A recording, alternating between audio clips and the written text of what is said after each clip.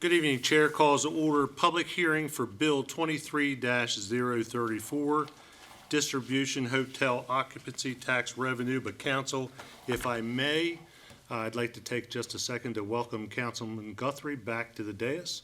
Glad to see that everything went well. And with that, Mr. Guthrie. Thank you, Mr. President. It's good to be back. I can't believe it. 20 days ago, I was laying on the table in the hospital, and they were cutting me open to find out what the hell they could find. But that's all back, and I'm here in good shape. And I'll say something at the end of the building. At the end of the meeting. Still get a little tired quicker, but that's getting better every day. First off, I have no idea how I get in the middle of all these controversial bills, but it's another one, and it's a good one. But it's a bill that I think it's long overdue. I think if people took a look at this 8 years ago when the bill was originally passed in January, February of 2015, I don't think we'd be here talking about this today. I think it would have been fair then. It would have been distributed fairly then, not like it has been over the last 8 years. It's I don't know what happens about the southern part of the county that it seems like everybody, or not everybody, but enough people want to step on the southern part of the county and not relinquish the kind of funds that the southern part of the county ought to be getting, that they're not getting over the years. And this is a perfect example. Here is, Anna, can you put up my overhead? We have 9 hotels that are in District A, and I have been to every one of them.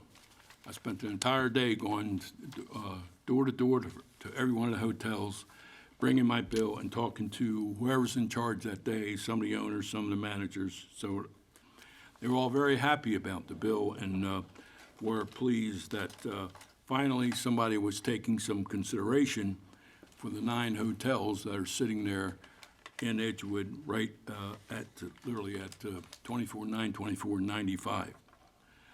Those 9 hotels raise about $685,000 a year in hotel tax. And some people say, well, it's not costing them anything.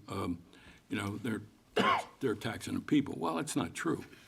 The hotels have to collect all that money.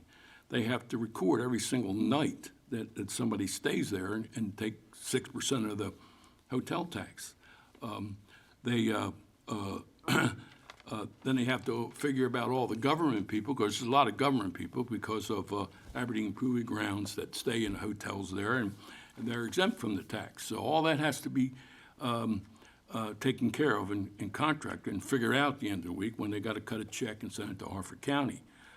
They've complained to us. Me and Pat sat with them, a number of them, and they've complained about it's difficult for them to do that on a timely basis, and consequently, they can get fined up to 10% for not getting the payments in on time.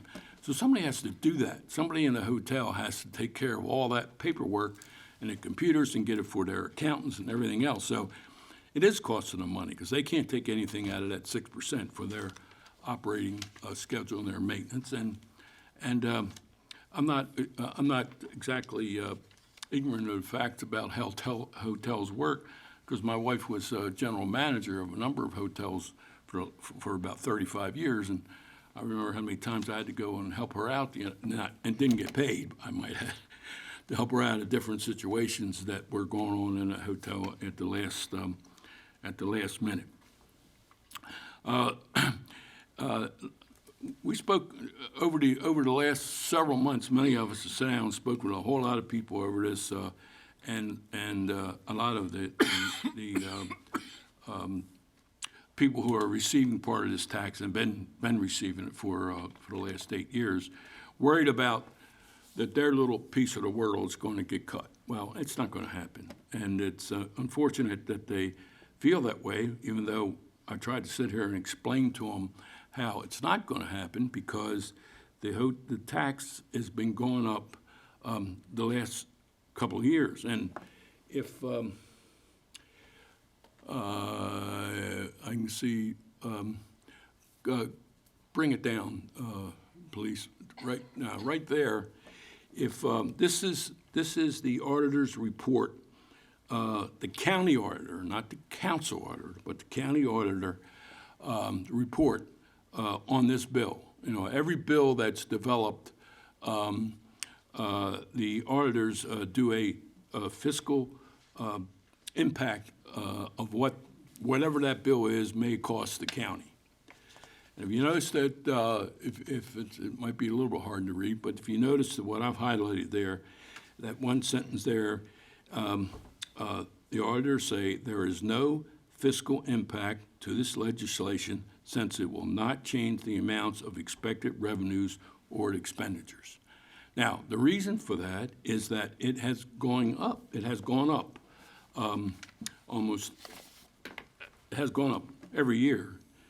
In 2021, the hotel tax was $2,309,991. In fiscal '22, it was $3,263,946 at 22. In '23, they're estimated to come in at $3,553,973. It's gone up every single year. And it will, without question in my mind, it's going to go up. It's going to continue to go up. And then people say, well, you know, you don't understand the economics indicators and as well. Nobody understands them better than I do. I spent 50 years as a business manager and a president of an international union of IBW, and my requirement every year to understand in the economic indicators, because when we negotiated collective bargaining agreements, and I probably negotiated a couple hundred of them in my lifetime, we need to know what the economic indicators are, because we're negotiating a contract for the future, for probably 2, 3, 4, 5 years out, depending on the years we negotiate the contract. We got to find out what the indicators are, what the cost of living is, how much money is the employer bringing in, et cetera, et cetera. We got Medicare, we got medical bills, we got pensions and everything to fund. And I had millions of dollars on that I handled on those programs. So I know what indicators are. And the indicators here are extremely well for Harford County. Recently, and I'm sure some of you probably have it, I bought gas yesterday, and I paid $2.95 a gallon, under $3 a gallon. Even turkey, I noticed that, was $1.25 a gallon. And the biggest thing that really shocks me, is the unemployment in the state of Maryland. I can't even get my hands around this. But reported on the national news yesterday, unemployment in the state of Maryland is 1.7%. That is unheard of. 1.7%. The average usually, if it gets down to somewhere about 3.7 to 4%, that's actually considered full employment. So we got better than full employment. And the reason that's considered full employment, because that's the amount of people who are normally transferring or moving from job to job, and they're counted into that 3.7 or 4% unemployment. Also, what's going to be drive the hotel tax up is Coppermine. I'm sure everybody's very familiar with Coppermine. That's in Edgewood. It's been coming in for years. In fact, when I was on the council before, we were talking about Coppermine. Finally, we got it kicked in.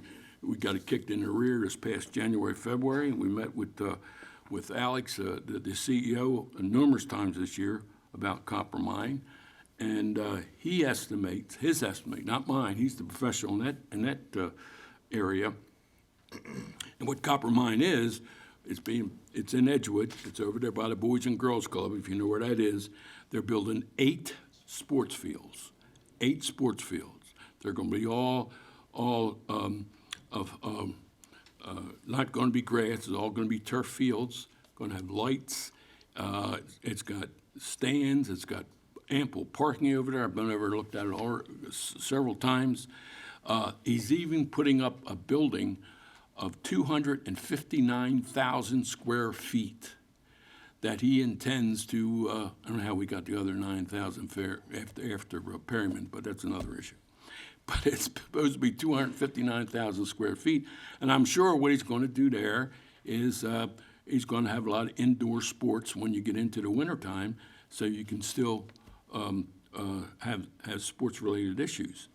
He estimates that on any given weekend, from most of them come in and start on a Thursday. He used to come on a Thursday because a lot of events and all start on Friday.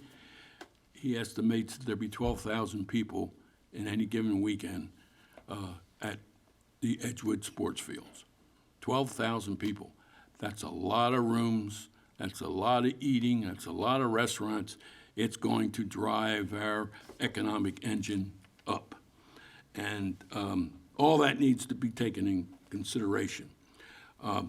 Also, if you notice up on the bottom line there, on the bottom line, the first paragraph is fiscal 2022.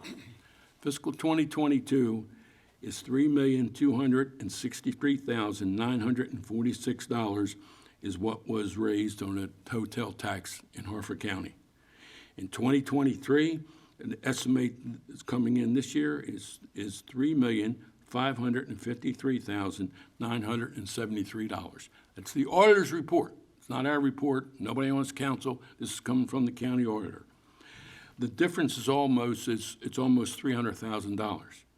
Well, my bill, if we're going to get the 50%, which I think it couldn't be any fairer, because we give 50% to Aberdeen and 50% to Havre de Grace, and I support that 100%. I don't want that to change. I think they absolutely deserve to have that 50% because the hotels are in their district and they should get it. Well, we should get the same. We're the only place in the entire county. Of course, there's only 3 places that have hotels, and that's A, E, and F. B, C, and D don't have any hotels. But with this bill, I think it makes it more fair for everybody on the council because it allows not only myself, but B and C and D to go and to the county executive and ask the county executive. They've got a project or something in their district. They can go right to county executive and say, well, I got this project and I need X number of dollars to bring this project forward. So I think it's fair. I've heard some rumors about wanting to reduce it to 25%. There we go again. You know, why do we have to take Edgewood and Joppatown and chop them down? Don't give them what we give everybody else. When are we going to stop that? Why we can't be even? Why can't we treat the southern part of the county like the rest of the county? Don't we live there? Don't the 43,000 people, the 43,000 people that live in that area, don't they deserve the same expenditures and monies that everybody else gets? When you talk about that, talk about this. Think about this. You've got the 3 municipalities, right? Blair, Aberdeen, Havre de Grace. You know that Joppatown and Edgewood pay more taxes. They pay more taxes to the county than the 3 municipalities. Now, the municipalities pay more money, but the money they have to pay in their taxes to Harford County is not as much because they're paying to municipality. So don't get me wrong, overall they're paying more. But however, they don't pay as much into the county government as Joppatown and Edgewood and Fallston and northern part of the county. They pay direct because they don't have a municipality. So to talk about reducing it really really hits me bad because I think if we're going to pass this thing, it ought to be fair. It ought to be even. I want to share something else with you. Just as a point of information more than anything, I did some research on the other counties in the state, and I was really shocked at some of the stuff I found, and I can't believe how some of them do it, but it's their business. But I was curious at how the other counties pay their, or how the tax rate that they pay. We pay 6%. Back in 2015, they were debating between 6 and 7, and our percentage is 6% that we take in hotel tax. So I thought I'd look over all the rest of the counties. I was shocked to see the differences all over the state of how these states, how these different counties pay and how they distribute their hotel tax. We distribute the literally 100% of the hotel tax. I know there's some question about what the administration takes for administrative problems to handle the money also. I always thought there should be something. I don't see anything in the code or anything, but I don't know whether the administration takes any money or not. But really haven't been able to find that out. When I sent it by the auditors, they said they don't see anything where we take administrative fees. So anyway, that's another subject. But I just thought I'd share these with you. Calvert County, Cecil County, Garrett County, St. Mary's County. A reasonable sum of hotel tax administrative costs to the general fund of the county. Revenues attributed to the hotel located in the municipality to the municipality. The remaining balance goes to the general fund of the county. There's no numbers. They're all over the place. Anybody can figure out, come up with all kinds of different numbers with that. Cecil County may not deduct more than 5% of the revenue for administrative costs under subsection such and such of this section. So they can take 5% of whatever the hotel tax is for administration. Carroll County, a reasonable sum of hotel tax, rental tax, administration costs to the general fund, and the remaining balance to tourism and general promotion of Carroll County. Charles County, distribute the hotel tax revenue to the general fund of the county. Distribute the hotel tax revenue to the general fund. Every penny goes into their general fund. I don't know what they pay. I don't know what they spend it on. Dorchester County, 80% of the revenues attributed to a hotel located in a municipality to that municipality. Remaining balance to the general fund of the county. So 80% goes to the municipalities, 20% goes to the general fund. Frederick County, a reasonable sum for hotel tax and administrative costs to the general fund of the county. The remaining balance of the Tourism Council goes to the Tourism Council of Frederick County, with a portion of the balance designated by the governing body of Frederick County to be used for a visitor center. There may be a lot of people arguing about that that's a capital project, but they're building a visitor center.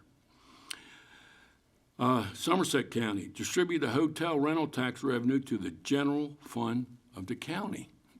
They're putting it all in their general fund. Washington County, 50% of the general fund to the county to be used to fund Hagerstown and Washington County Convention and Visitors Bureau.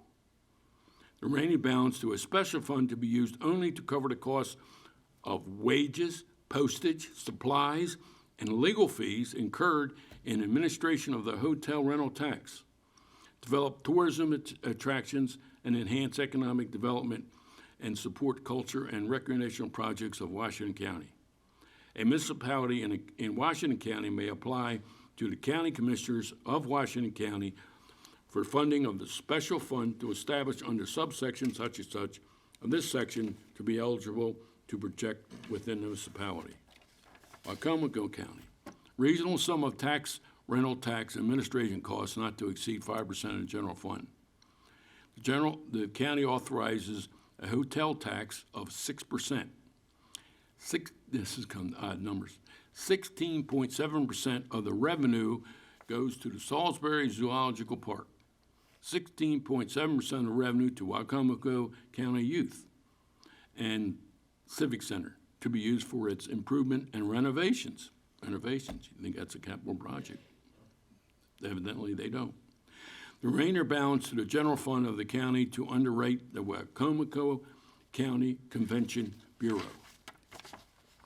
I saved the best one for the last. And these are my friends in Baltimore County, by the way. I'm very good friends with the county executive there. And you know what's odd about Baltimore County? Think about this for a minute. Baltimore County is the third largest county in the entire United States. Listen to that. Third largest county in the United States. People-wise, not property-wise, but people-wise. Property don't pay taxes, people do. And here's what they did. They started off, ours is 6%. They started off with, and well, let me back up a second. By the way, they have about 869,000 people compared to Harford County with about 266,000, almost 4 times as many people. 4 times as many people. They don't have a single municipality. They don't have a single municipality in all Baltimore County.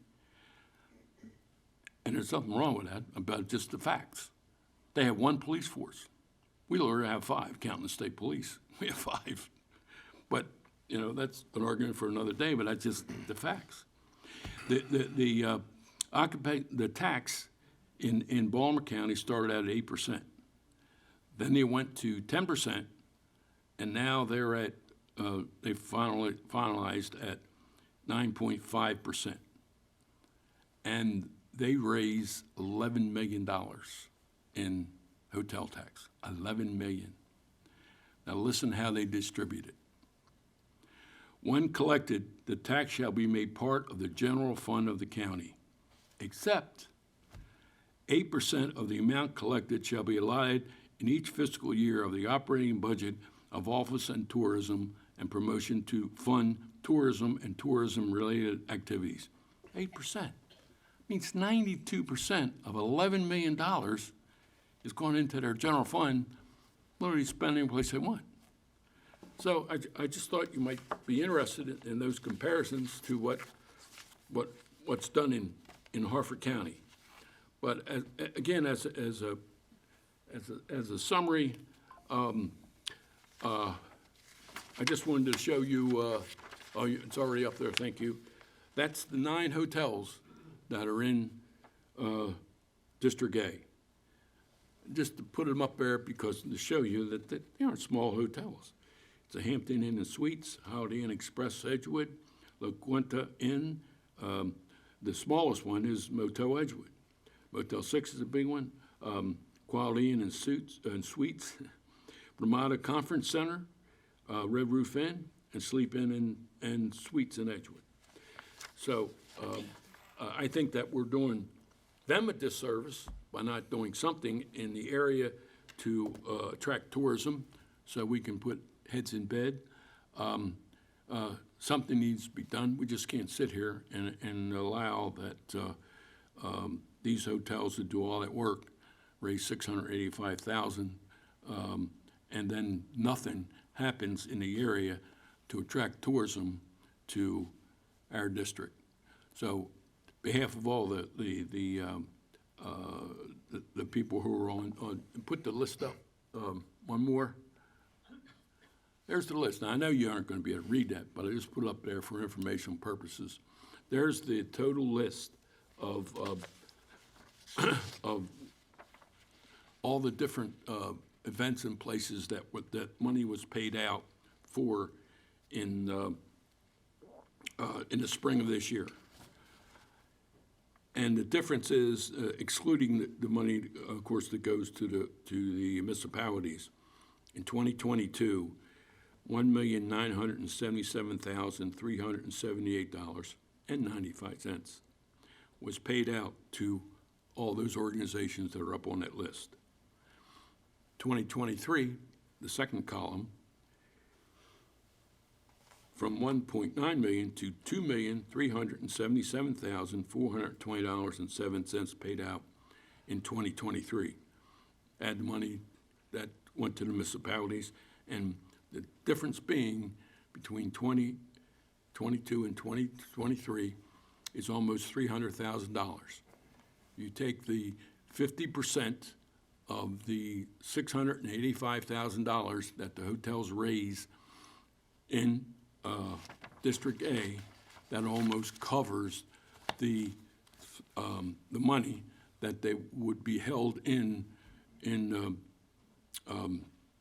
abeyance, or whatever you want to call it, in District A.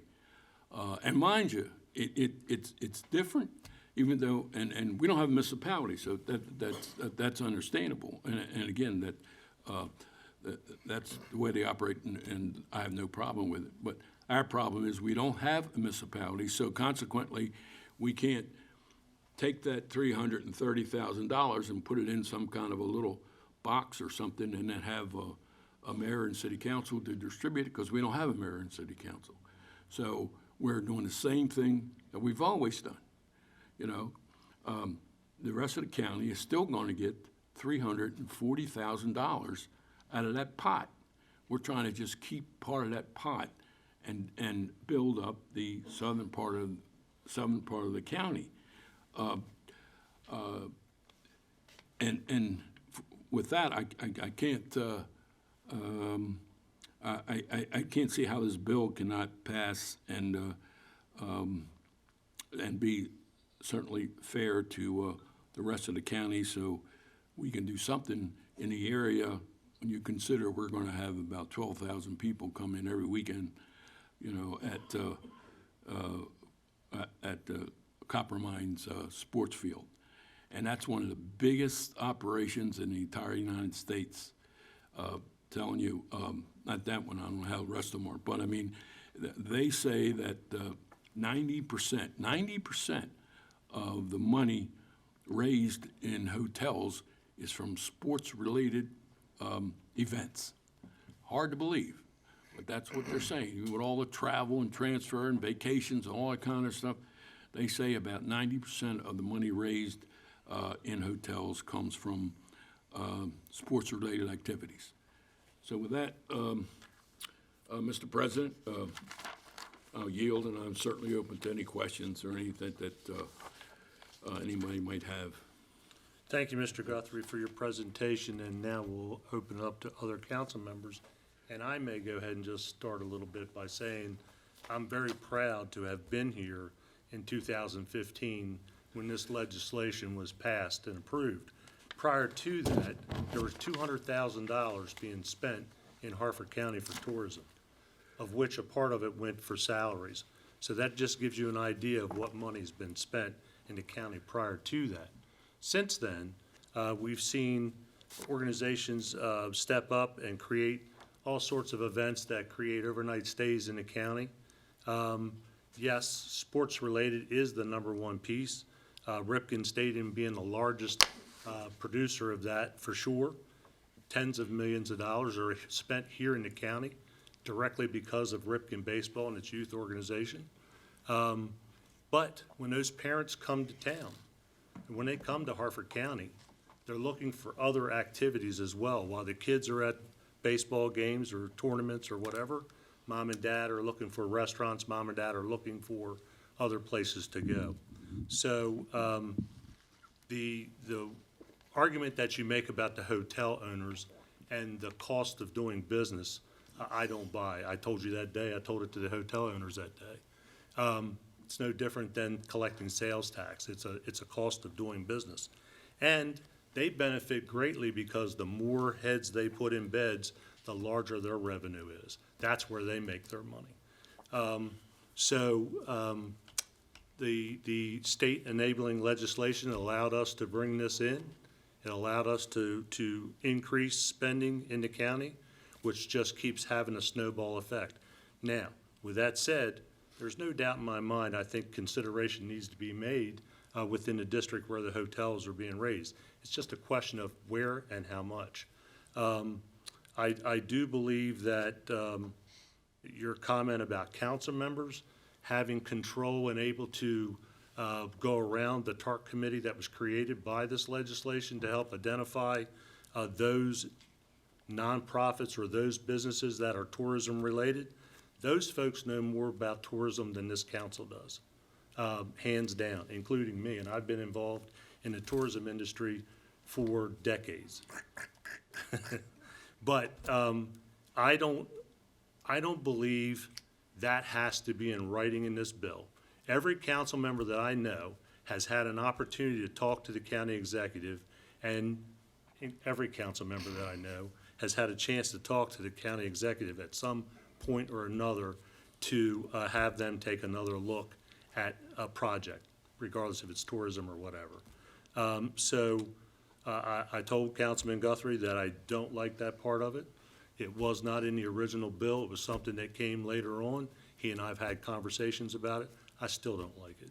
But I do see a need for revenue to be spent within that district. I think Copper Mine is an absolute excellent example of a tourism related business that will create heads and beds. I know that they talked about 12,000 people maybe coming on a weekend, but that's way down the road. I mean, a river starts with a drip of water. So this is going to be a while before you see any type of activity like that. And he will be the owner will be the first one to tell you that. His hope is to generate those types of numbers. But with that, I think I'll stop right there and open it up to any other council member that wants to speak. Mr. Penman. Thank you, Mr. President. I want to thank Councilman Guthrie for bringing this bill forward. I do believe that Edgewood and Joppatown in the Joppa area don't get the attention they deserve. And these hotels have an impact on the local community, socially, infrastructure-wise, law enforcement. So I think we should invest back into those communities. And while, yes, the committee that oversees the tourism probably know more about tourism, but the council member knows more about the district and the different needs that are in the district. So I look forward to further dialogue, different aspects of this bill that can be tweaked. I am supportive of the 50%, but I'm open to a conversation. But thank you for putting the bill in, and I support it. That's all I have, Mr. President. Okay. Mr. Riley. Yes, thank you, Mr. President. First, I'd like to say welcome back, Dion. I'm glad everything went well. Appreciate your 30-minute dialogue on this. However, just to understand, hotels, he's talking about where they're located, not about where events are happening. Events are happening in Bel Air. They're happening in Havre de Grace. They're also happening in Ladue Gardens, and I just happened to be there for 2 hours today with my wife. And they have 3,000 people a day to come through there for their Christmas event. And I stopped a few of them and said, where are you from, where are you going? And most of them are out of town, and they're staying over the Route 40 corridor. And if you look at it, there's not much in the way of events that are happening in District A. He's talking about what's future, but what's presently, there's not much happening. In fact, if you looked at the history, there's only one application that went in for the hotel tax, and that was the Bel Air Parade for $5,000. And the county executive funded it.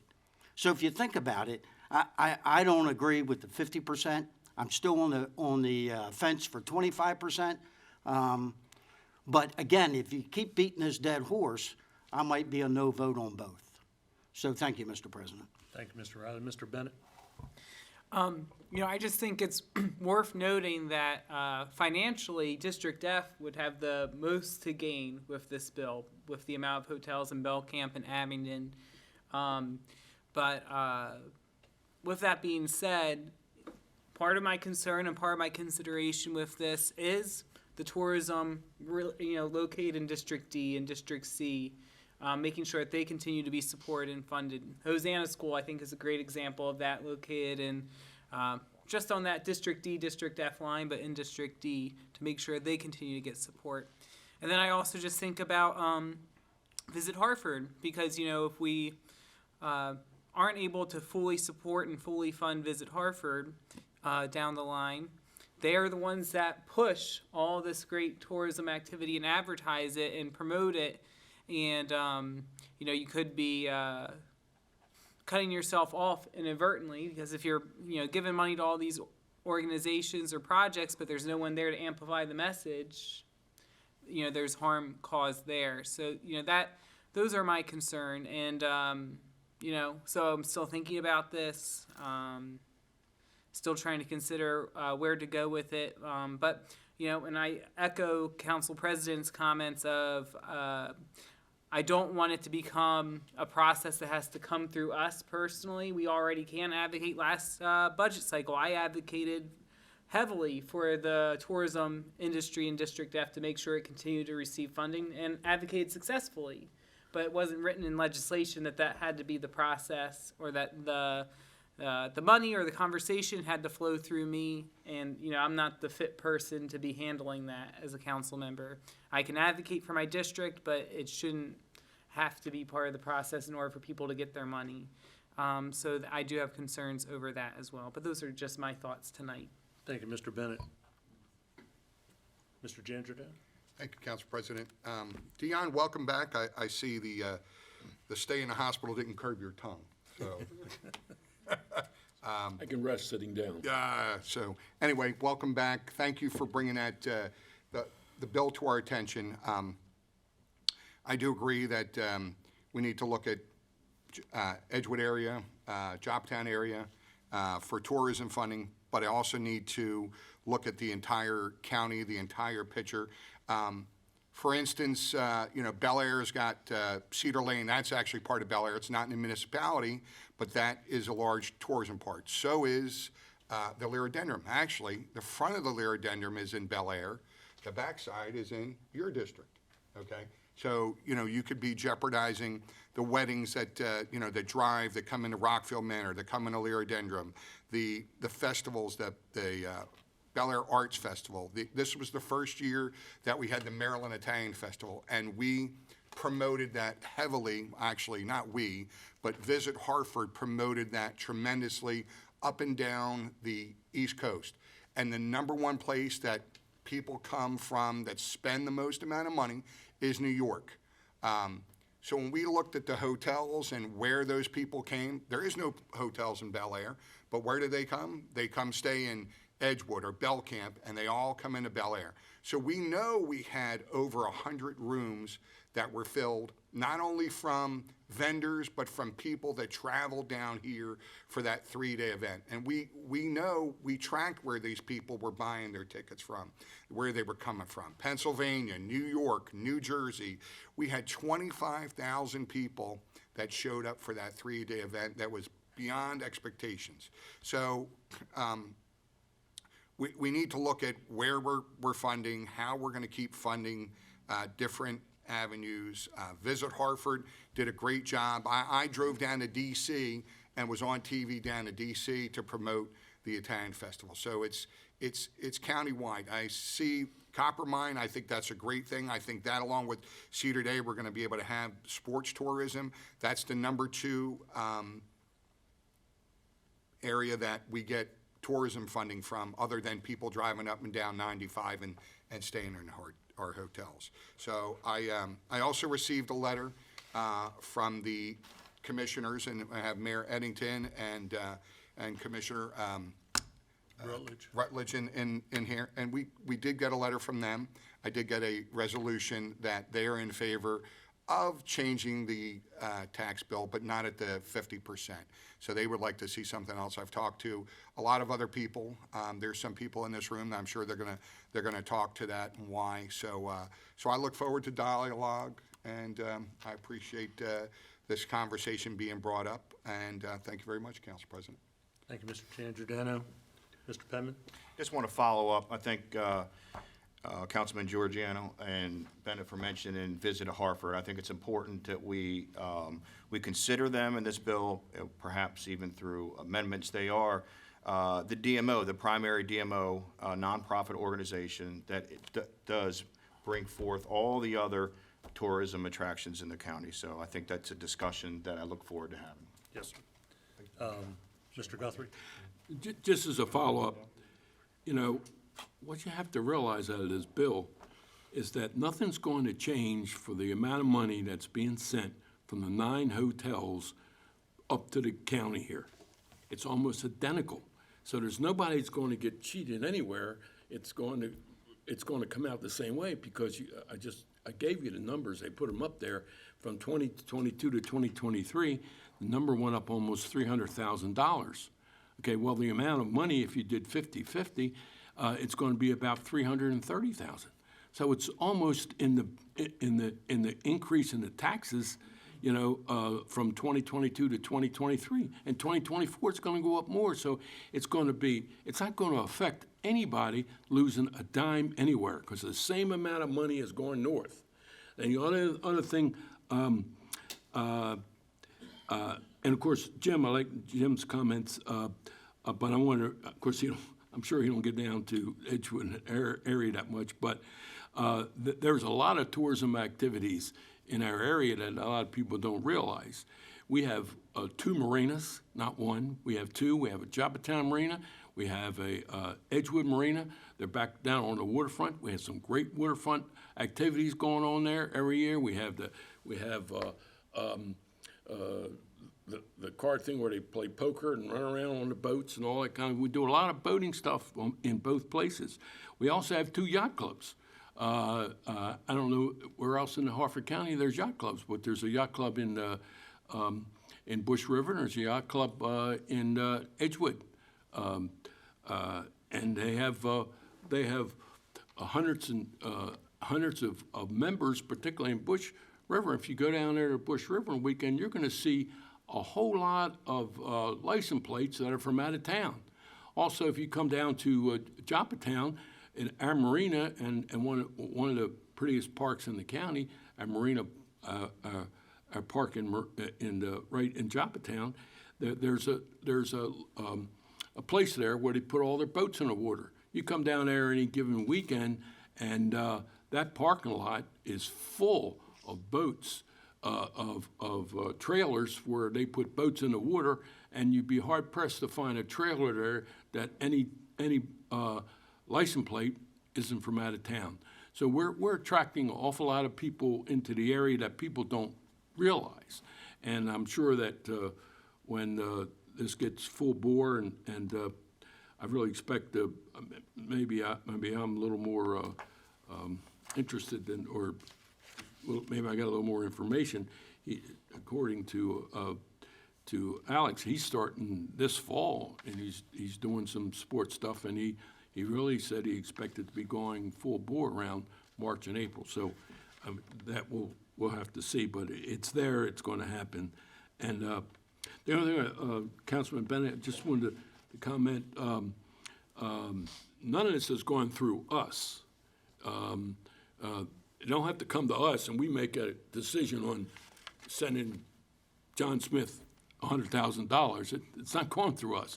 The only thing different is that we have to, because again, I don't have a municipality, we have to write to the county executive and give them what our prospect is for wanting to spend some money. And remember, 50% is just a number, because he does not have to, or the county does not have to do exactly 50%. There has to be projects that would take that 50%. And if it ain't there, or if they don't have the money totally to do it, it's not going to happen. And I guarantee you, it ain't going to happen for the first few years till the thing gets going. They're not going to be able to they're not going to spend 40,000 in the area this coming year if this thing were to pass this way. It just it won't happen. Thank you, Mr. President. Thank you, Mr. Guthrie. Seeing no one else, Ms. Dixon, do we have anyone signed up? We do, Mr. President. We have 10 this evening. Before you call your first speaker, I'd like to remind everyone you have 3 minutes. Eric Rebert, followed by Matt Lieber. Good evening, sir. Name and address for the record, please. Certainly. Eric Rebert, 2520 Kennett Court, Abingdon, Maryland. I currently serve as interim executive director for Visit Harford. Jay Ellenby, our board president, is out of town on business, but I believe he submitted a statement for the record. Good evening. I'd like to thank the council for the recent opportunity to share our presentation on November 14th. To reiterate, 2022, Visit Harford's efforts had tremendous impact for the county, welcoming just under 2 million visitors who provided $479 million in tourism spending that supported over 6,500 jobs and generated $61 million in tourism tax dollars. For almost a decade, Visit Harford has been the county's official destination marketing organization, or DMO, and serves as a pivotal force in promoting tourism, fostering economic growth, and enhancing the overall image of Harford County. Allocating dedicated funds to Visit Harford is an investment that yields multifaceted returns, contributing to the vitality of our local communities, businesses, and broader economy. One of the primary values of funding Visit Harford lies in its profound economic impact. Tourism is a formidable economic driver, generating revenue streams that extend beyond the hospitality sector. A well-funded DMO can execute targeted marketing campaigns, enticing visitors from outside the area to explore the county's unique attractions, events, and offerings. As tourist footfall increases, local businesses ranging from hotels and restaurants to retail establishments experience a surge in demand, leading to job creation and enhanced economic activity. Funding Visit Harford facilitates the cultivation of a distinctive destination brand. A strong and positive destination image attracts not only tourists, but also investors and residents. Through strategic marketing initiatives, we can shape perceptions, emphasizing the county's unique cultural, historical, and natural assets. This branding not only boosts tourism, but also elevates the overall reputation of the county, fostering a sense of pride among residents and establishing a favorable image in the global marketplace. Fueled by Visit Harford's efforts, the tourism industry is a prolific job creator. From hotel staff and tour guides to artisans and transportation providers, a robust tourism sector sustains diverse employment opportunities. Beyond attracting leisure travelers, Visit Harford can target business travelers, event organizers, and niche markets. By strategically positioning the county as a versatile destination, Visit Harford can uniquely tap into a spectrum of revenue sources, reducing dependency on any single sector, and enhancing the region's resilience to economic fluctuations and shifting administration priorities. Visit Harford serves as a central resource for all county tourism, a unifying force fostering collaboration among various stakeholders. From local businesses and government agencies to cultural institutions and community groups, Visit Harford acts as a central hub that aligns the interests of diverse entities toward a common goal, the long-term sustainability of Harford County. Dedicated funding ensures that Visit Harford can continue to effectively engage with stakeholders, leveraging collective efforts for the benefit of the entire community. In conclusion, Visit Harford does not support Bill 23-0334 distribution of hotel tax as proposed. However, Visit Harford would support legislation that will continue funding for tourism and tourism-related activities with explicit language in the bill and a formula for calculating dedicated funding specifically for Visit Harford. The value in doing so is so far-reaching and integral to the prosperity of the region. Beyond the immediate economic benefits, it contributes to community development, job creation, and the cultivation of a positive destination image. As counties navigate the complex landscape of economic development, investing in Visit Harford emerges as a strategic investment that pays dividends for the county in the form of a vibrant, resilient, and thriving community. Thank you. Thank you, sir. Good evening, sir. Name and address, please. Matt Libber, 5405 Autumn Field Court, Elgin City, Maryland. For the record, I'm a board member for Visit Harford. I'm also the legislative chair for the Maryland Tourism Coalition. I could read my statement, but it's going to mirror what Eric says, but I want to bring up two very big points. I think there's a misconception about where this tax money is actually coming from. While the hotels in Edgewood may be collecting the tax, the residents of Edgewood are not paying that tax. This is all being paid by somebody that doesn't live in this county, most likely. There's very few cases that a Harford County resident is actually staying in a Harford County hotel. It also, and you pointed it out as well, Councilmember Riley, the reason they're staying in the hotel, they're not there to be in the hotel. They're there to be in an event or some activity within the county. Just because they stayed in that particular hotel isn't the reason they came to the county itself. The Cedar Lane is a prime example. So I come from the sports side of the world. I run the Maryland Soccerplex. Prior to that, I used to run events, including events in this county. We would rent Cedar Lane and Carson's Run for an entire weekend. We would have 300, 400 soccer teams here. They stayed in every hotel in the county, and so much so that we had to put them in Baltimore County. Those teams did not come here to come to Edgewood to stay in the Hampton Inn. They came here to go to Cedar Lane to play soccer. So when they're collecting this tax, that tax needs to be across the county wide. The best vehicle for that is Visit Harford. We're nonprofit, we're nonpartisan. We don't have to play about the politics of where the money's going. We can be that neutral entity for you. So when there is a grant coming in, Visit Harford can be that entity that looks at that and says, this is what makes sense for the county. So I agree with Eric and say that there needs to be an earmark for Visit Harford in this bill. They're the tourism professionals. They do this for a living day in and day out. They need to be the ones that look at this. I do also want you to look at there's an apprehension about capital projects. This tax money is a good example that capital projects can work. This county needs some type of conference center, bring meetings in. This money can be earmarked for that. It can be set aside to put a capital project in. It can be earmarked for another Cedar Lane or another Ripken or something along those lines. Capital projects are not bad. They just need to be done correctly. And the copper mine thing, to kind of emphasize my point about where it doesn't matter where people are staying, it's why they're here. If copper mine is fully busy, but all of those teams that came in that weekend choose to stay in Belcamp and not Edgewood, it kind of defeats the purpose of what this bill says. So if they choose not to stay in the district while they're playing, copper mine's in District A, you would think all that money would have to go there, but if they choose to stay somewhere else, it defeats the whole purpose of this bill. That's why earmarking it for specific districts doesn't make sense. The county's too small and the hotels are too isolated in certain places that it doesn't really, it's not Visit Harford anymore, it's Visit these 3 places. And I just don't think that makes sense. Thank you for your time. Thank you, sir. Timothy Engel, followed by Gloria Moon. Hey, hi, good evening. I was Name and address, please.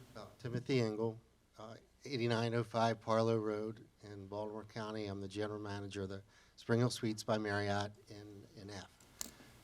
I was part of the enabling legislation with Mary Delaney James back in 12, I think it was. And there was one piece of the puzzle that didn't get put in the eventual bill, and that was a percentage of this hotel tax dedicated to a DMO, to whether it's in the county or whether it's Visit Harford or whatever. We wanted a percentage of that tax because, as Mr. Guthrie pointed out, there's 100% of some counties that tourism isn't benefiting from. So that has been overlooked for 21 years, for 12 years almost. Anyway, whatever. So we need that to be part of a bill. As far as if I was in charge of distributing $500,000 for NF, because we collect $100,000 or $1 million, I wouldn't know what to do with $500,000. It would be full of waste, it would be full of corruption, and it would be full of old boy network. Hey, because right now they're coming to you and they're saying, hey, I got this 4th of July picnic that's going to bring and you go to the county executive and they're going to say, okay, well, yeah, I've only spent $20,000 of your $500,000. It's just not the way that it should be set up. And as evidence of that as well, how much money through the grant process last year was requested from District A or District F and turned down? Where's the money going to be spent? Where did it come from? Where did it go? Right? There's just not that need to dedicate 50% of the total tax for the districts. Thank you, sir.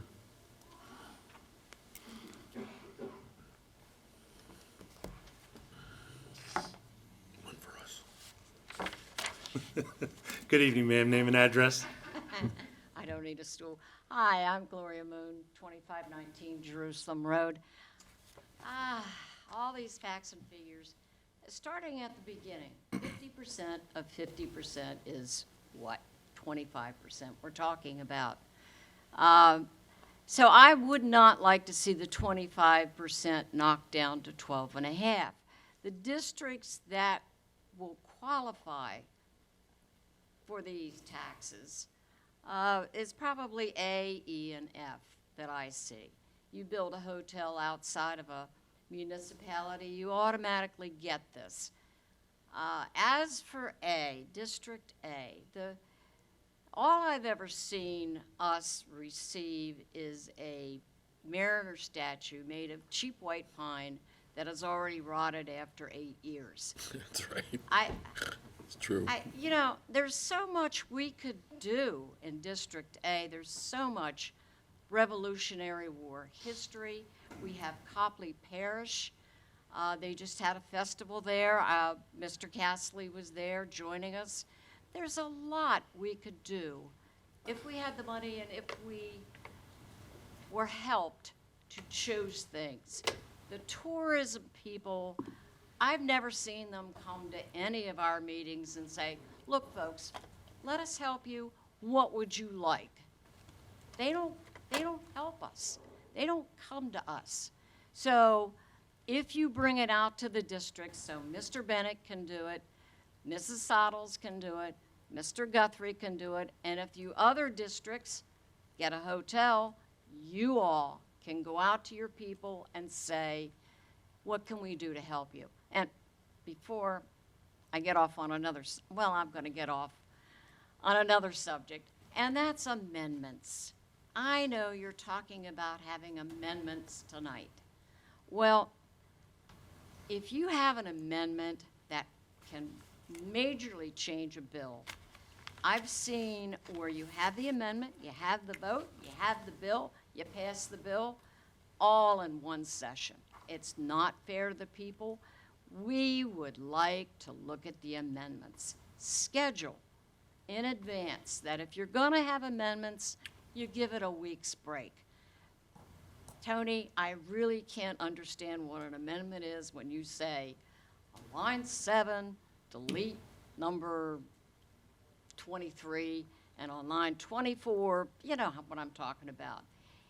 So, and I don't know why your amendments are secret. Why don't you put them out on the website? You ought to be proud of an amendment. You ought to say, well, you know, I had this idea, it's a great bill, but I want to make it better. Here's my amendment. Put it on your website. Let us look at the amendments. Don't be so secretive about your amendments. Put them out there. That's off subject. That's all. Thank you. Thank you, Ms. Moon. And as you know, once the amendments are introduced, they are put on the website for you to see. And most of the time that I've been on this council, we have worked to try to get our amendments in a proper time. do you Ma'am, I'm have them? speaking. I'm speaking right now, ma'am. We work hard to get these amendments out in time so that our individuals can see them. There are instances here of late where we've had 3 or 4 instances where we've had to bring the bills out to meet the deadlines. The amendments introduced, voted on that night, and the staff will tell you, the council attorney will tell you, I don't like doing that. But there has been times where we're forced into a corner to do it. So just for the record, I wanted to say that. All right. Will you tell me exactly where on the website you put your amendments prior to the vote on that amendment, please? Someone will reach out to you tomorrow, ma'am. Thank you. Bill Timnick, followed by Bang Tam Miller.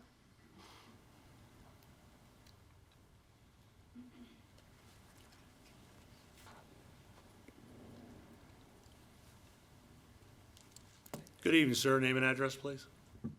Hey, Bill Tamick, 425 Latimer Road, Joppa. Just want to tell you, I think this is, I don't come up here that often, but I think this is the first time I've ever come up and spoken in favor of anything. I'm in favor of this bill. Possibly just because of the ideas out there, we started talking to, I mean, yesterday I talked to Oasis Marina. They're talking about having fishing tournaments again. I know they once had one that got a big fishing tournament canceled due to basically a hurricane. But they're trying to do stuff that'll bring people from across the country. This morning we talked to Cordish. They're talking about some improvements to the Joppatown Mall. We're talking about maybe putting in a walking and a biking path along the Gunpowder on our side, and linking that up with their development so they can have some more cafes and stuff that will attract tourists. I guess the other point I would make is motels and hotels do some good things. They bring in some jobs. They allow my relatives to stay close by. But there's a cost to all that. There's traffic, there's crime, there's trash. So if you gotta pay for it as you go. And I think we're paying for it and not necessarily getting it. So I'm for the bill. Thank you. Thank you, sir. Good evening, ma'am. Name and address, please. Good evening. My name's Bangta Miller at 816 Edgewood Road, Edgewood, Maryland. Good evening, Council President Vincenti and council members. My name is Bangta Miller, president of the 755 nonprofit organization located in Edgewood. Thank you for the opportunity to testify this evening in favor of the proposed distribution hotel occupancy tax, Bill number 23-034. Our organization was founded in 2019 to serve as a voice for the community. Our name is anchored in Route 755 Edgewood Road and the Alliance of Concerned Citizens, whose vision and efforts are focused on the revitalization of our community by promoting and developing a safe, attractive, and thriving community that supports businesses while helping residents improve their quality of life. We love our community and have big dreams for its future. As we prepare for the highly anticipated opening of Copper Mine Sports Fields, which is expected to bring approximately 12,000 visitors to the area on tournament weekends, what we plan now will be key to proving to current and future investors, as well as our residents, that there is county commitment to Edgewood's success. We have identified community needs to beautify our streetscape, to create recreational opportunities, and improve public safety and safe access. Our proposals include new street lighting, more sidewalks and pedestrian crosswalks, and traffic signals at major intersections. To promote health and wellness opportunities, we've proposed working with Parks and Rec on projects to construct a themed playground, upgrade sports fields and complexes, and develop a bicycle or walking trail to connect Flying Point Park with Mariner Point Park. To start working on those dreams, our organization works side by side with this administration's Southern County Task Force through an exchange of ideas that align with the county's consolidated plan. We share a common goal to achieve the Sustainable Community Main Street Affiliate designation for Edgewood. But to make our dreams a reality, any proposed solution requires fiscal support. For a town located outside of a municipality, adopting Bill 23-034 would create a much-needed potential funding source for our community revitalization projects. The potential distribution of 50% of the hotel tax revenue generated by the 9 hotels in our area, approximately $600 million annually, this bill would potentially invite our community to enjoy a slice of the hotel tax pie that's baked in our ovens. In close, this new funding source would serve as a catalyst to build a more attractive Edgewood community. A rising tide lifts all ships. To attract new residents and business development in southern Harford County, thereby growing the county's tax base. This bill is a win-win for the residents and for Harford County. Thank you. Thank you, ma'am. Angela Rose, followed by Maya McFliggins.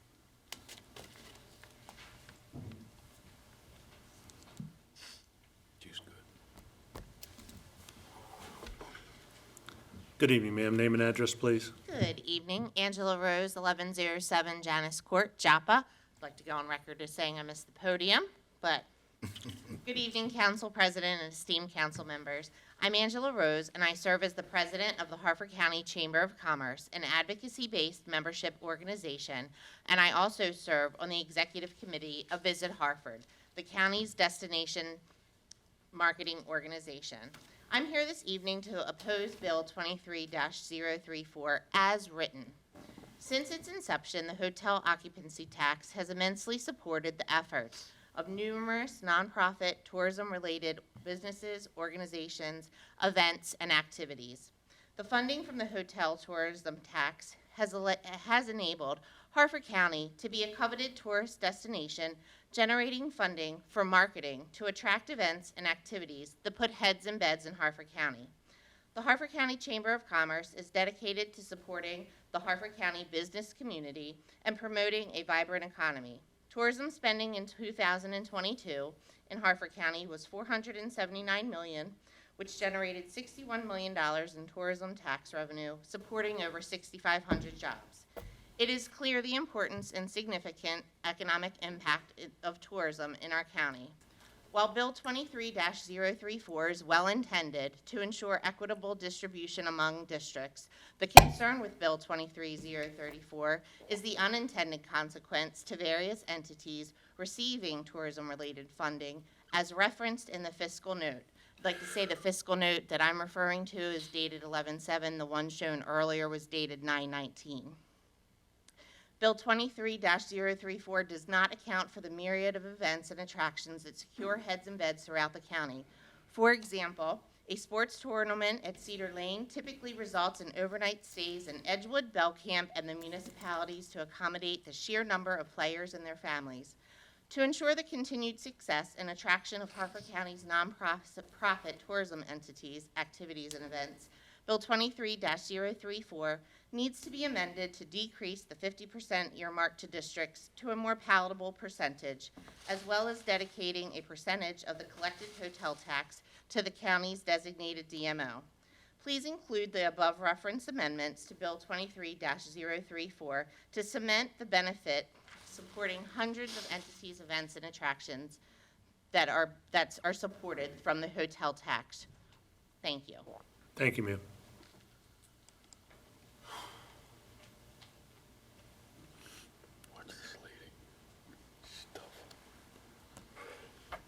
Good evening. Name and address, please. Good evening, Mr. President. My name is Maya McFliggins. I am at 1831 Edgewater Drive. I live in the district that this change is going to greatly impact. And I am here to testify in support of the bill. I hear what some of y'all are saying, but my thing is this. Y'all want to sit here about all this tourism stuff and talk about this, that, and the other. You got to remember, a hotel, a Motel 6, and some of those hotels up and down 40 coming into Joppa, people live there.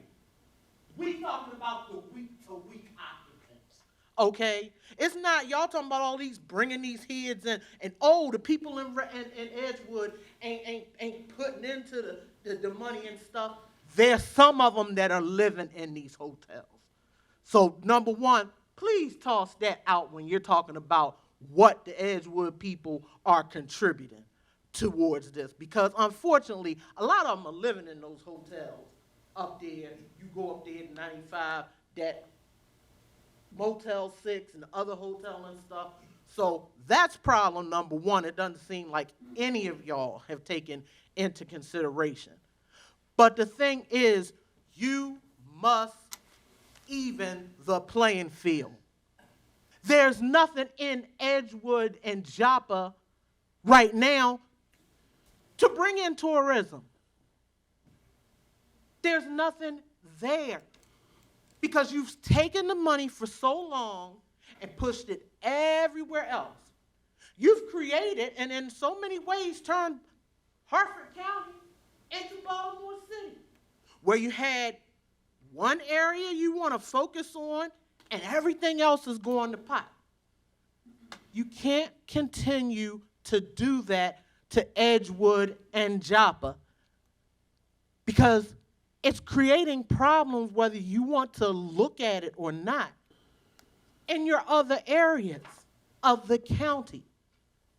Nobody is trying to, and I'm very offended by the people in here talking about, visit Harford, this, that, and the other and everything. Councilman Guthrie isn't trying to hurt y'all or whatever. What he's trying to do, and the reason this needs to be done, this 50% and some money needs to be pumped into Edgewood and Joppa from these hotel taxes, is to generate and bring in businesses and organizations that are going to want to bring things from a tourism perspective to that area. Councilman Guthrie, right now, other than the parks, do we have anything to bring anything to? He's not going to answer you, ma'am. I'm sorry, but I'm just, like I said, this is the first time I've been to a meeting in Harford County. But what is there to bring them to? With empty buildings all up and down the 40 corridor from the time you basically cross the Baltimore County, Harford County line. You're talking about we don't need the money because there's no tourism. How are we ever going to get businesses in that area to stay, people to want to invest? Your time is up. Please bring your comments to a close. In closing, I would just say that this bill needs to stay as it is. Thank you, ma'am. And I hope that you all will consider Thank you, what's ma'am. necessary for the residents. Thank you.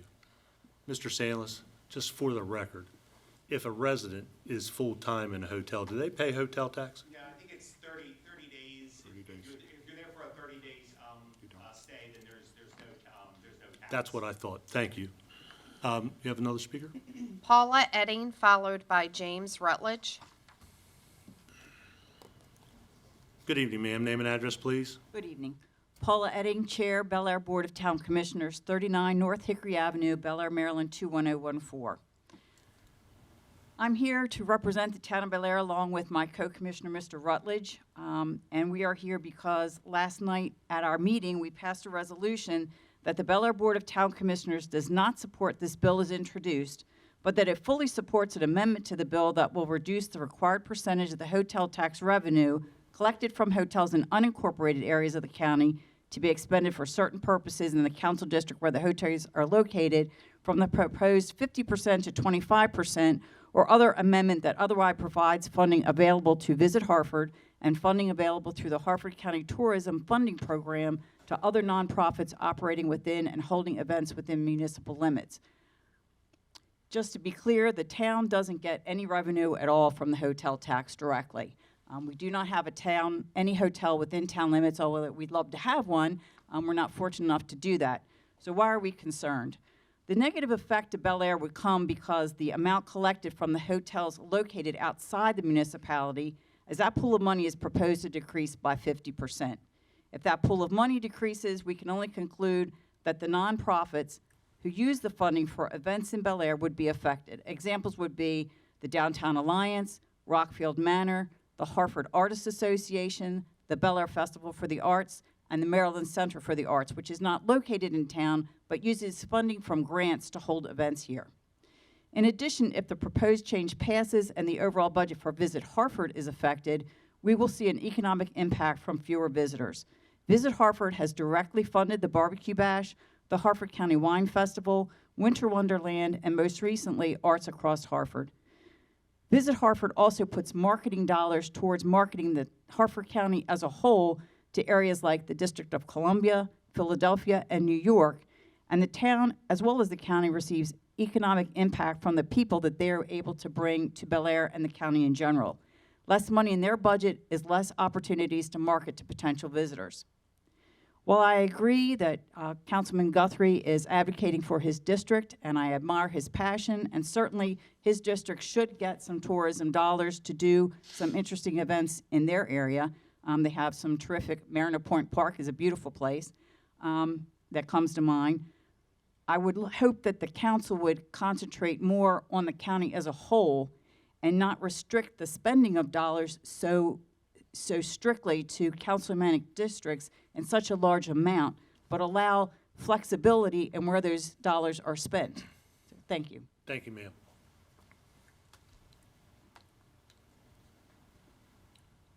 Good evening, sir. Name and address, please. James Rutledge. Address is 214 Wellington Court, Bel Air, Maryland. I come before you in my capacity also as a member of the Town Commission of the Town of Bel Air, but also as a Harford County resident and a voter and resident in District C. I am grateful for the opportunity to come before you today. I completely second what Mayor Edding just related to this council. I would like to add that our Board of Commissioners took very, very seriously and gravely the step to adopt a resolution that was adopted unanimously. It is a rare event that one legislative body would be bold enough to make a policy recommendation in any way, shape, or form to another elected legislative body. We took that very seriously and certainly do not intend to make a habit of this. But because so many of the organizations that will be affected vitally affect the people and the residents of Bel Air, but also throughout Harford County, I myself grew up in the Northern District, District D. I love Harford County, and I know each and every one of the members of this council do. And I thank you very much for taking all of this so seriously and under consideration. Appreciate the time to be here. Thank you. Thank you, sir. There are no more speakers, Mr. President. With no more speakers, I just want to say a couple things. First of all, I want to thank all of you, as Commissioner Rutledge said, for your passion, Ms. Edding as well, to come out tonight to express your concerns, your thoughts, your feelings. I also want to especially say hello to the Dang sisters. I haven't seen them in quite some time, but I know that they're extremely passionate about the 755 Alliance. I've worked with them from time over the years, so really, really pleased to see you here. Also, pleased to see board members from Visit Harford.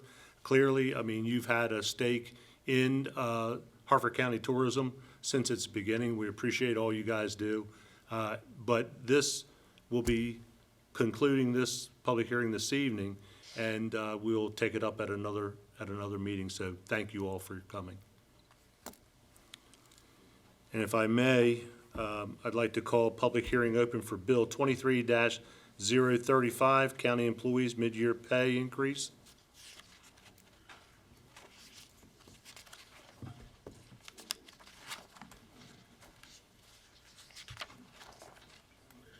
Come, you didn't say nothing.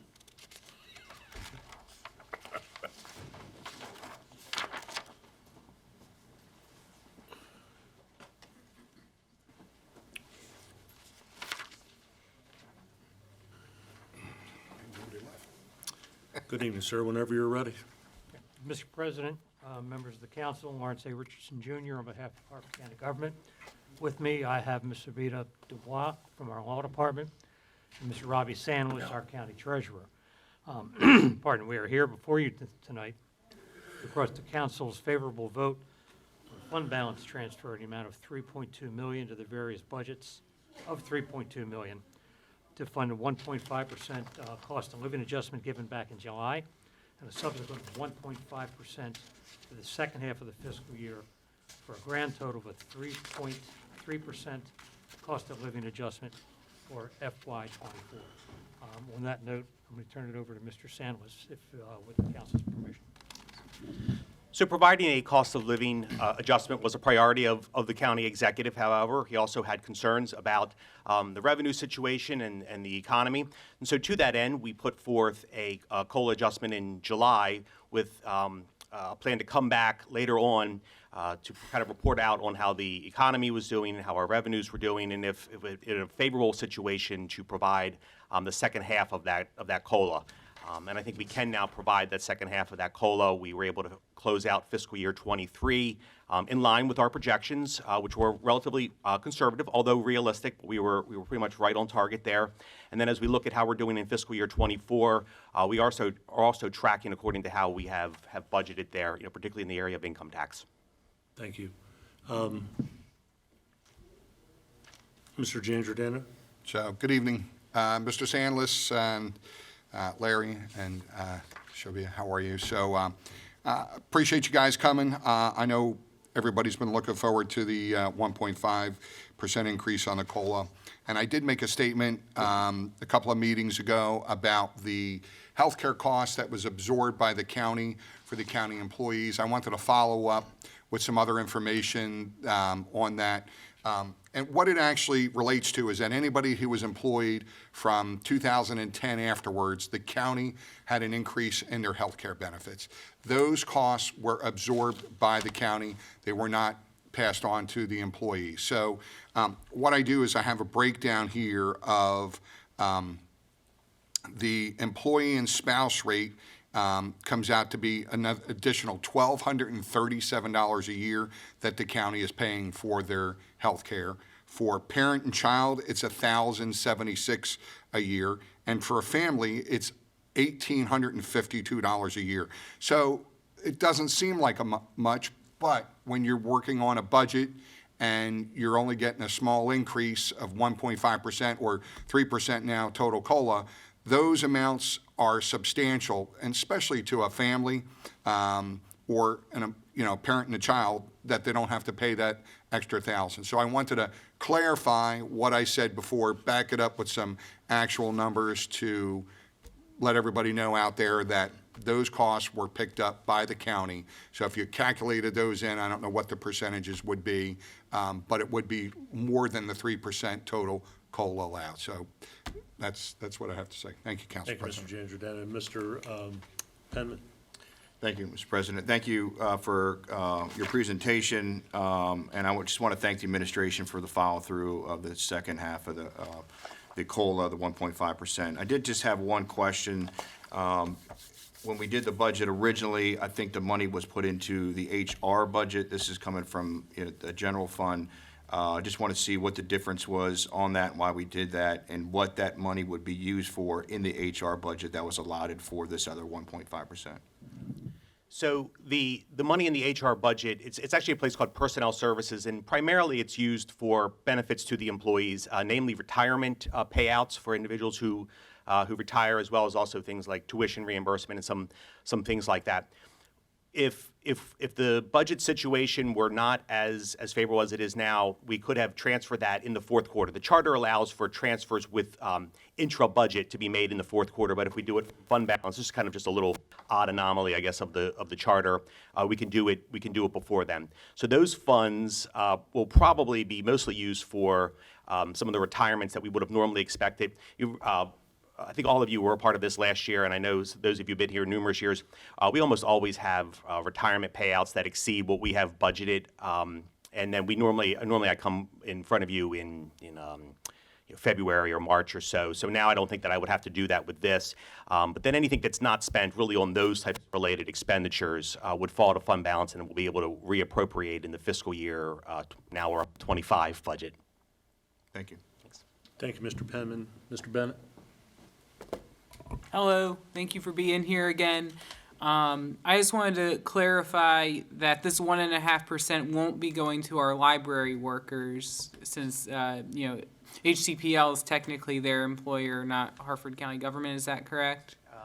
Yes. So during the budget season, we were working with all of the component unit budgets, and we all realized that all of us had a revenue situation that had limited revenue growth, but we all had fund balances that we could tap into, and that was the plan of action with the school system, with the library, with the community college, that if they wanted to do a similar action, just as the county was doing, was to use fund balance. But this particular transfer will only transfer funds to those areas that are under, I would say, kind of the county government financial system, if you will. So the library is not included. Thank you. Thank you, Mr. Bennett. Mr. Riley? Yes, Mr. Sandlin, I appreciate you being here, and I know you and the administration got beat up pretty good by this dais over the budget and your projections, and I appreciate that they came as you said they would. Thank you. Thank you, Mr. Riley. Mr. Guthrie? Just quickly, for a change, we'll take a half hour. It didn't bother my voice, bother my abdominal section, but it didn't bother my voice. I just want to thank you and appreciate, I certainly supported this 100%. Isn't what we would like. We'd like to see more, but we understand the situation, understand the COLA. Nobody understands the COLA better than I do. Thank you. Thank you, Mr. Guthrie. Anyone signed up, Ms. Dixon? There's no one signed up, Mr. President. So this will conclude this public hearing, but I will tell you that we plan on moving this bill tonight. So it will be in just a little bit. So thank you for your presentation. And I should say that if it is moved tonight, then we'll be able to process this in the December 29th pay. Very good. Thank you. Thank you. Nice Christmas present. So we're going to move right on into our regular session. Again, I want to go ahead and call this legislative session to order, day 23-031. I would ask you to please stand for the pledge, followed by the opening prayer by Mr. Bennett. I pledge allegiance to the flag of the United States of America and to the republic for which it stands, one nation, under God, indivisible, with liberty and justice for all. With Thursday night being the first night of Hanukkah, I thought I'd share a traditional Hanukkah prayer. Blessed are you, Lord our God, sovereign of the universe, who has kept us alive, sustained us, and enabled us to reach this season. Amen. Amen.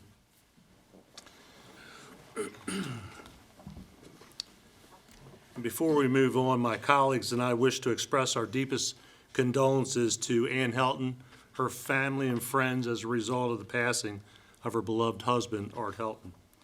He's a former county council member here. He served during the transition into charter government for Harford County as a council member.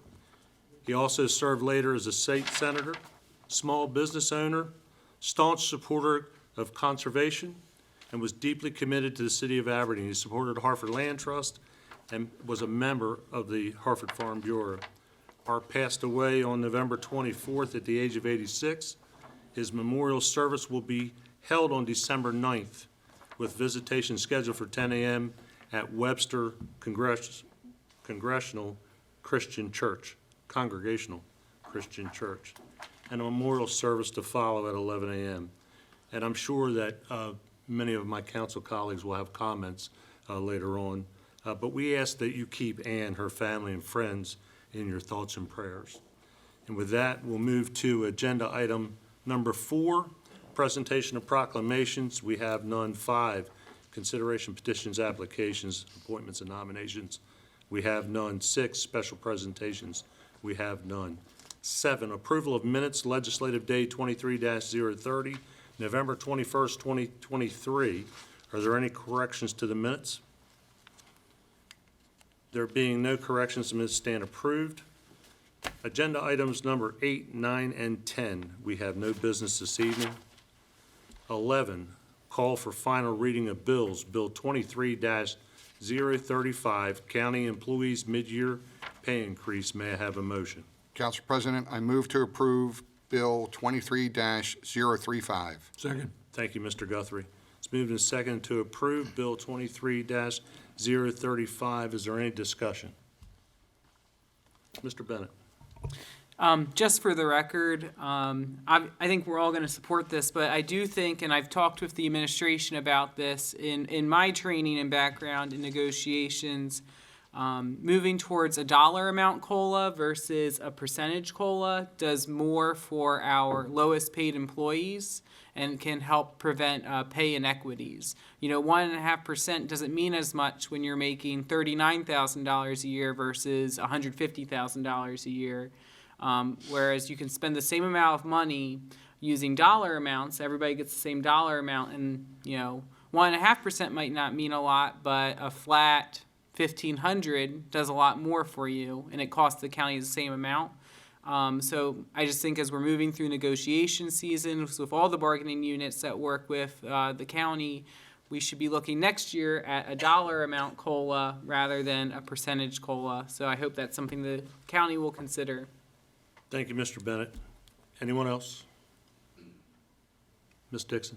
Mr. President? Aye. Mr. Guthrie? Aye. Mr. Penman? Aye. Mr. Giangiordano? Aye. Mr. Riley? Aye. Mrs. Bolsados? Aye. Mr. Bennett? Aye. There being 7 votes in the affirmative, 0 in the negative, Bill 23-035 is hereby approved. Agenda item number 12, enrollment of bills. Bill 23-035, County Employees Mid-Year Pay Increase is certified as being the text finally passed. Agenda item number 13, unfinished business. We have none. 14, new business. Harford County Public Schools fiscal year 24 intercategory operation budget transfer. Council, tonight we have Ms. Judd and Mr. Clark with us. Good evening.